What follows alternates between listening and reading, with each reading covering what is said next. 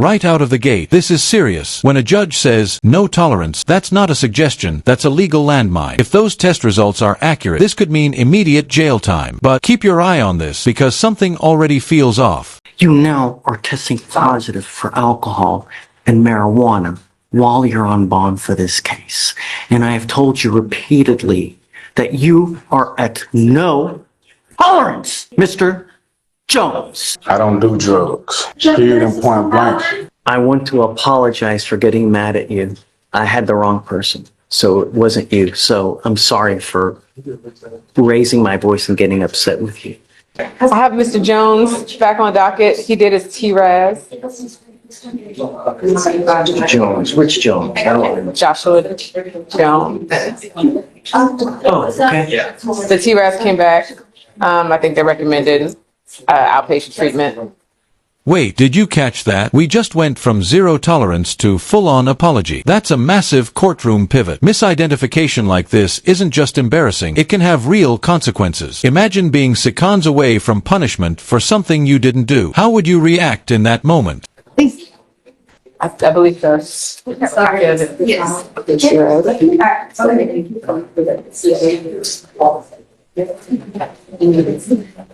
Okay. They recommended outpatient with 2 open DWIs.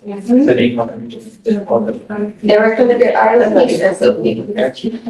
Okay, so I'm gonna do it because I told you I would do whatever they do. But if he mucks it up, he's going into an inpatient. That will be used as a sanction. Okay. Will you take a year probation? What do you think, state? I'm sorry, I don't have. This is Jones, Joshua Jones. He has 2 open DWIs. Yeah. I'm sorry, I couldn't find that. Probably everything. I think 2 years is appropriate so that we know. Judge, you know what spot that puts me in. We can go to trial and get the same thing. This is a classic judicial balancing act. Rehabilitation versus punishment. The judge is basically saying, I'll give you a chance, but don't test me. Outpatient treatment is the lighter option. Mess up. You're looking at inpatient or worse. Do you think this kind of second chance actually works, or does it just delay the inevitable? Okay. On 2? 15 months. Okay, that's not. I'll talk to him. It'll still be under. All But right, sounds good. I don't know. He's gonna get tested a lot, Yeah, you know? I will. He's using. No, I'll be back. I guess. Judge, I feel the assessment to have him go into physics and move on. What is the violation? Alcohol and weed.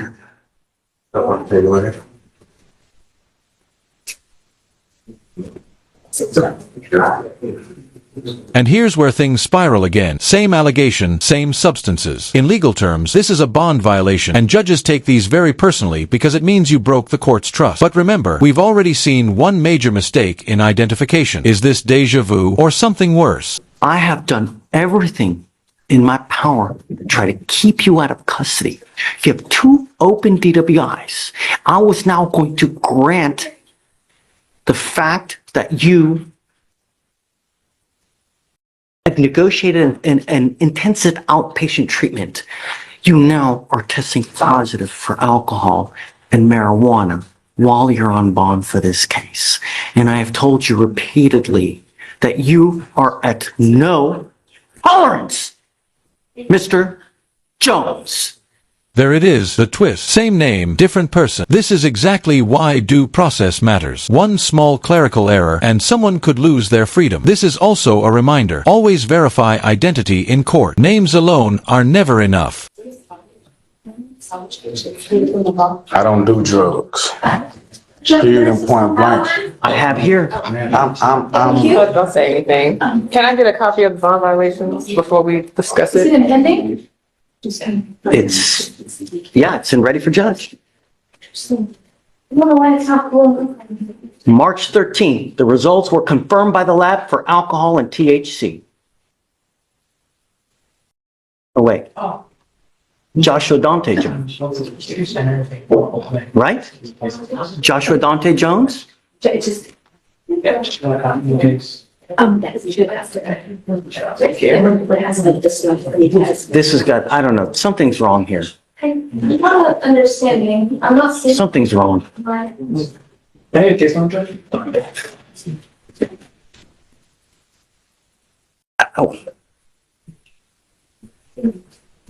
We need to put pretrial services on probation, man. I'm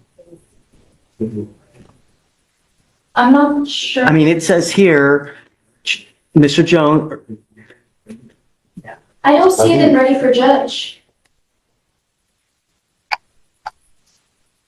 no, it's wrong. It's wrong. Let me see it.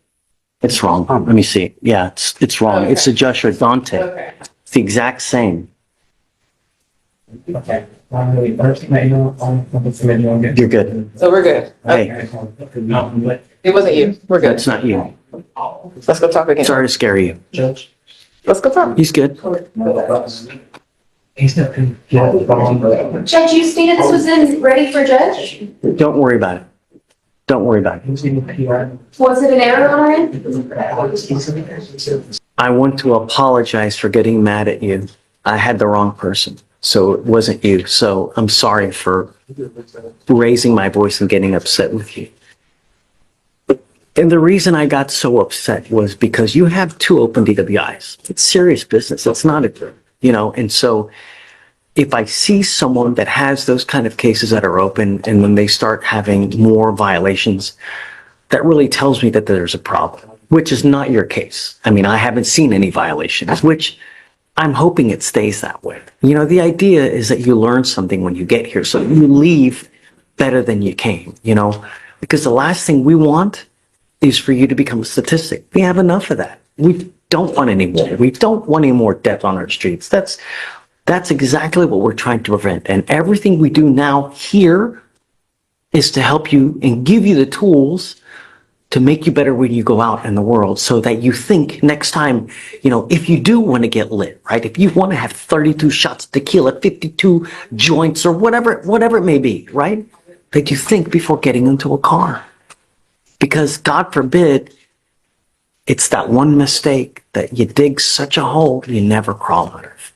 That's the idea, You've worked a great deal here, really, where they're going to dismiss one of your DWIs, you're pleading to the other one. Nevertheless, when an officer pulls you over, the first thing they do, what do you think they do? They look at your record because they want to know who they're dealing with. If they look at your record and they go up to you in the car and they smell alcohol or dope, it's probably not going to go well. So the idea is, if you're going to get lit, if you're going to have that, be like that, take an Uber. Do you understand? The agreement that you worked out is, like I said, they're going to dismiss one of the DWIs. You're pleading guilty to one of the DWIs, so it will go on your record. You are now entering into an agreement, a plea bargain with the state. The agreement is 180 days in jail to be probated for 15 months. As part of the agreement, you will do a DWI education class, 2 victim impact panels. You will do a TRAS with conditions. You have already done the TRAS. The TRAS has recommended intensive outpatient treatment, followed by supportive outpatient treatment, which is good. I'm telling you, I thought they were going to order you to do inpatient treatment. That's what I thought they were going to do. So this is great for you because you're not going into lockup. But understand, it's not easy. You have to get it done. If you don't, you understand. No drugs, no alcohol, no breath test refusal. So if you're pulled over in a car, an officer asks you to submit a breath test, you must do it. Guardian interlock, a $100 one-time donation to Mothers Against Drunk Driving, and 25 hours of community service. I will make you a deal. Your license is now suspended. I had them look it up to see whether you can drive or not. You can't drive now because your license is suspended. It's suspended until 2026 as to what the state saw and looked up. If you get your license back, I will waive that community service for you. I would rather you spend the time to try to get your license back and get liability insurance, car insurance. If you do, I'll take off the 25 hours of community service. You understand? If you fail at this agreement, I will issue a warrant for your arrest. I'm going to bring you back out. We're going to have a talk about whether you violated this probation. If you do, you're looking at 180 days in jail. You understand? Stop. The worst possible thing you can do is just take off. If you do, that's an instant warrant. The other worst possible thing, if you pick up another DWI. If you do, I'm just going to lose even more hair. Don't. Really. If you ever have a problem, come back, talk to us. We can always work it out. There's never nothing that we can't work out. Anything can be worked out. You're giving up the right to a trial, right to compel witnesses to testify on your behalf, and cross-examine your accusers. If you're not a citizen, there are possible immigration consequences. You can be deported, excluded from the country, denied naturalization under federal law. You give up the right to appeal. So once you plead guilty to this offense, it will go on your record. You can never take it off. Is this what you want to do? How do you plead to the offense of driving while intoxicated? Guilty. I'm going to find you guilty. I'm going to follow the agreement.